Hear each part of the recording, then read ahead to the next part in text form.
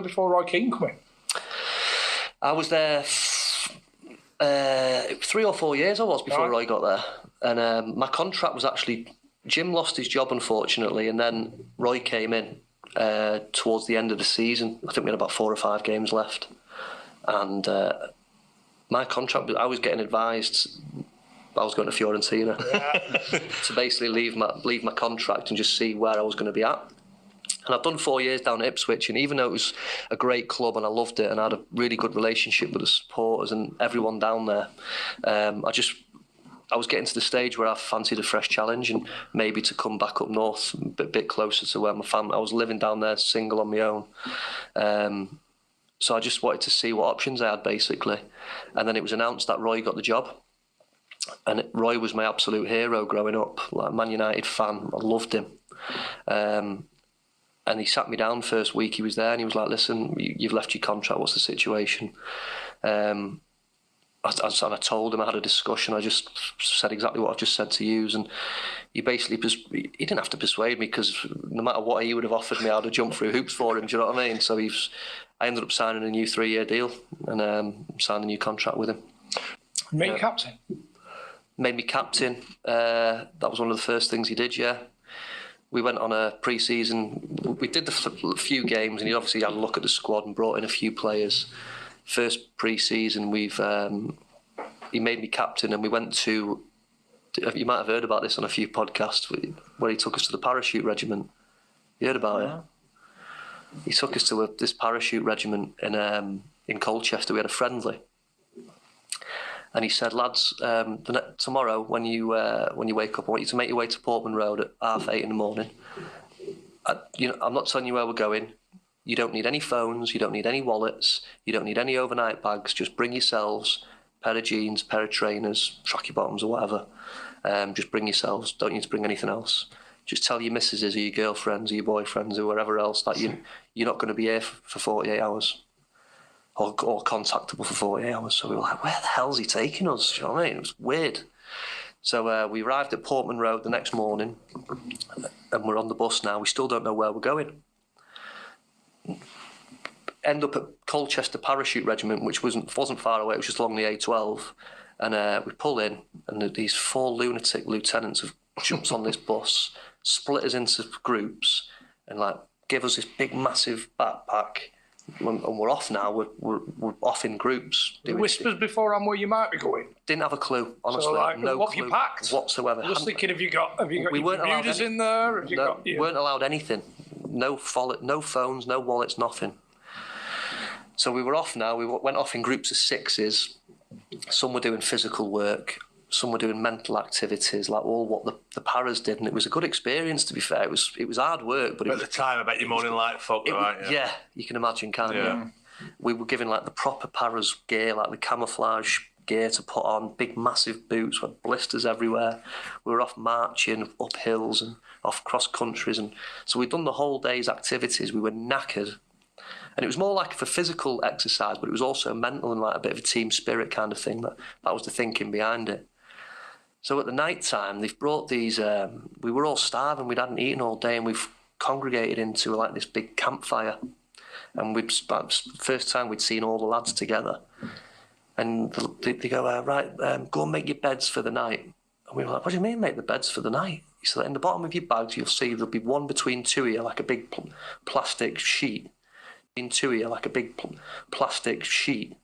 Tie it up against a tree, flat and tight. Here's a kipping under it for the night. So we were all moaning like fuck, you can imagine. Fucking hell, what the fuck is this? Exactly, all that kind of stuff. So we've made our beds where we're lying. Some of us weren't happy about sleeping in the rough, like. And then the paras have brought like these big white boxes out. And we were thinking, these are going to be full of hot dogs and burgers and stuff. And they took the sheet off. There was a live pig and a load of ducks. Live. So a few lads, like a few vegetarians and stuff, are thinking, what are you going to do with these pigs and ducks and that? One of the paras is on top of the box. The other's waiting for to pull the thing for the pig to run out.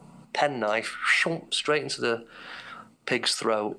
And to this day, you say like the phrase, you squeal like a pig. This pig's gone up, squealed. There was lads like that, blood everywhere. Oh, no. Going a bit weepish. They've carved this pig up, cooked it on a barbecue, stuck it on a spit. Did the same with the ducks, killed the ducks, and we ate the ducks.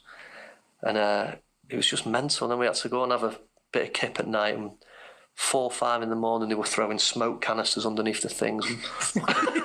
Lads were shitting themselves. Fucking start marching. And we were like, marching through these woods. Did Keane get involved? Loved every second of it. Foaming at the mouth. Yeah, brilliant. He thought he was great, you know what I mean? So that was the first pre-season, the first trip with him. And I have to say, he was obviously my hero. I'd have jumped through hoops for him. But I think he made mistakes at Ipswich. I know he was at Sunderland and he did a great job, didn't he? He got promoted, and I think he was given a few quid at Ipswich, and I think a few of his signings weren't the greatest. Did you ever see him strip somebody, like just ruin somebody? Yeah, he had it in his locker to give it someone in. Do you know what? Looking back now, I think if Roy was a manager with like a top team, with top players, what he was used to all that throughout his playing, especially in Man United, I think people might have. He could have been a bit more successful as a manager, but I think when he was working with lesser players, when he started tearing shreds off people, I just don't think people could handle it. A, because it was Roy Keane doing it, and B, because maybe they just didn't have the mental capacity to be able to deal with whatever he was saying or how he put it across. But he's got to be, and I'm not criticising Roy Keane for 1 minute, but I am. He's got to know that the fact that he's at a Championship club now.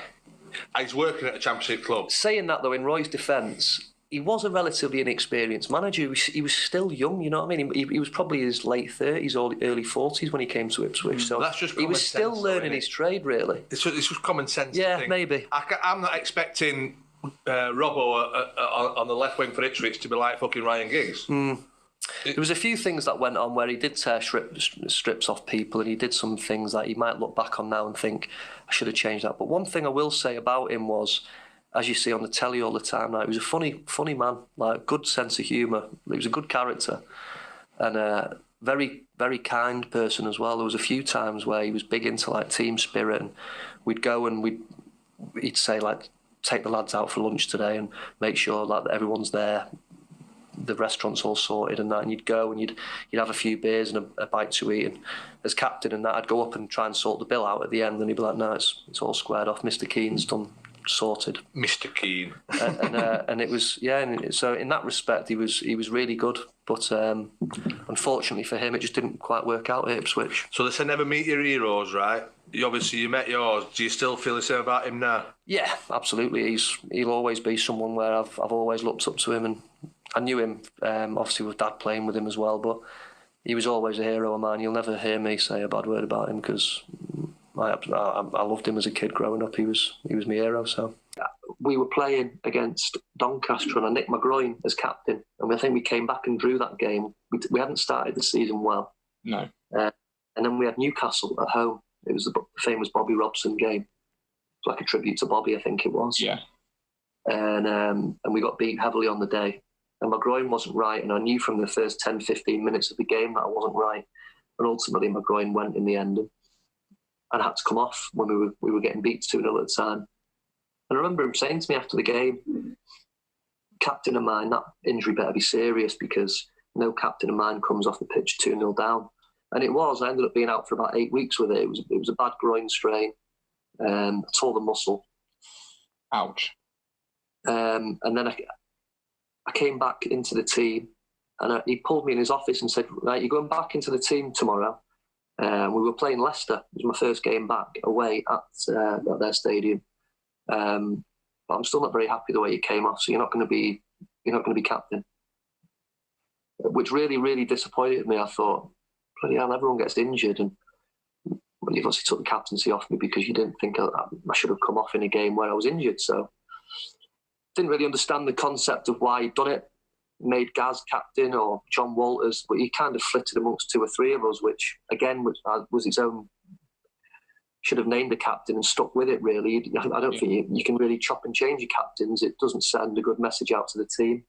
But that's kind of the way it was. It was kind of everything was just erratic with everything, and and I got back in the team. I think I played okay that day. Then I got injured again. Did the same thing on the other side, same injury, but my left side. I obviously had a weakness somewhere.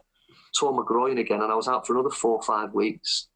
I got myself back fit, played a couple of games, must have done okay, and then had the opportunity to go to Leicester because they were fighting to get into the playoffs. They were actually in the playoffs.